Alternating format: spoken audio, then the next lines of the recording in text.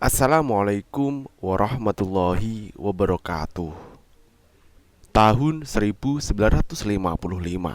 boleh jadi adalah tahun kebangkitan PKI. Usai porak-poranda imbas pemberontakan Madiun 1948. Tahun itu PKI memenangi pemilu di berbagai daerah.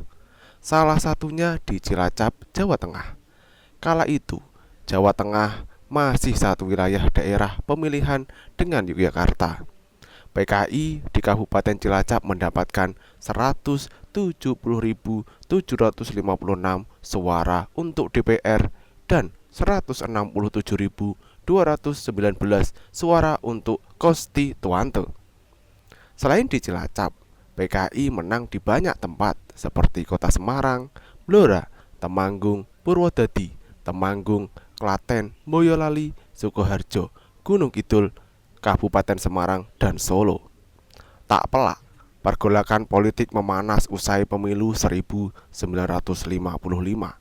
Politik identitas begitu kental, terlebih di Cilacap di mana Palu Arit memenangi pemilu. PKI bersaing ketat dengan Partai Nasional Indonesia atau PNI dan Nahdlatul Ulama atau NU yang dulu masih menggunakan ejaan lama Nahdlatul Ulama atau NU. Usai itu Cilacap dipimpin oleh bupati dari kubu pemenang pemilu. Merasa di atas angin, anggota PKI dan underbaunya mulai semena-mena. Anggota PKI semakin jumawa. Pertentangan antara kubu politik semakin kentara pada 1960-an. Tekanan kepada kiai-kiai kampung dan pondok pesantren juga terus terjadi. Itu makanya banyak kiai yang akhirnya mengungsi ke daerah lebih aman.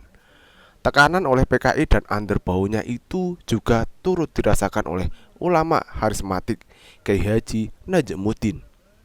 Kiai harismatik pengasuh pondok pesantren Bendasari, pesantren yang berada di Desa Cilopadang, Kecamatan Majenang, Cilacap.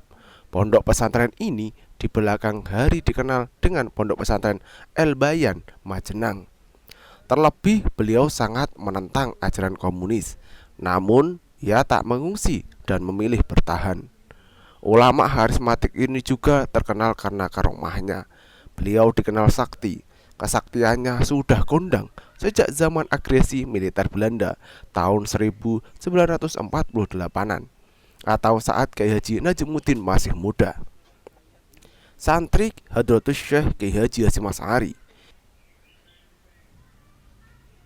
Kiai Najmuddin, cucu keponakan Al-Maghfurlah Kiai Haji Najmuddin bercerita, geger masa revolusi juga bertambah juga dengan keberadaan milisi Darul Islam atau Negara Islam Indonesia atau NII yang mulai merangsek ke Jawa Tengah. Di tempat asalnya di Jawa Barat, DITII semakin terdesak oleh pasukan Siliwangi dan Raiders. Dia tak bisa memperkirakan waktunya, tak kurang lebih kisaran tahun 1960-an awal. Majenang adalah wilayah perbatasan Jawa Tengah, Jawa Barat hingga kekerasan berlangsung masif. Keadaan semakin sulit. Di satu sisi Kiai Haji Najmuddin jelas tidak mau bergabung dengan PKI, tetapi di sisi lain ia pun tak setuju dengan pendirian negara Islam. Kiai Haji Najmuddin tetap istiqomah di Partai NU atau dulu disebut sebagai NO, partai yang dibikin oleh anggota ormas yang didirikan gurunya, Hadratus Syekh Kiai Haji Hasyim Asy'ari. Penentangannya terhadap PKI juga dikenal luas. Kiai Haji Najmuddin memang pernah mengaji langsung kepada Hadratus Syekh Kiai Haji Hasyim Asy'ari di Pondok Pesantren Tebu Ireng. Bahkan ia sempat dipercaya sebagai lurah pondok meski hanya 8 bulan di pesantren legendaris ini.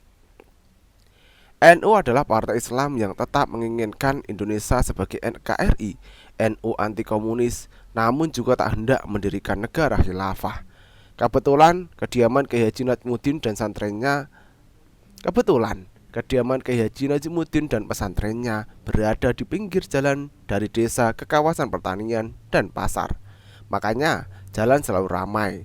Tiap hari ratusan orang dari berbagai wilayah menggunakan jalan ini.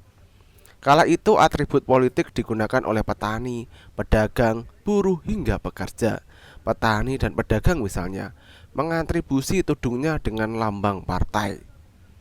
Kiai Haji Najmuddin rumahnya tak perlu dijaga. Dan anehnya, tiap orang yang lewat di depan rumah Kiai Haji Najmuddin akan selalu turun dari sepeda. Kalau pelintas itu berjalan, maka akan membungkuk. Itu berlaku untuk semua orang dari golongan manapun, termasuk PKI.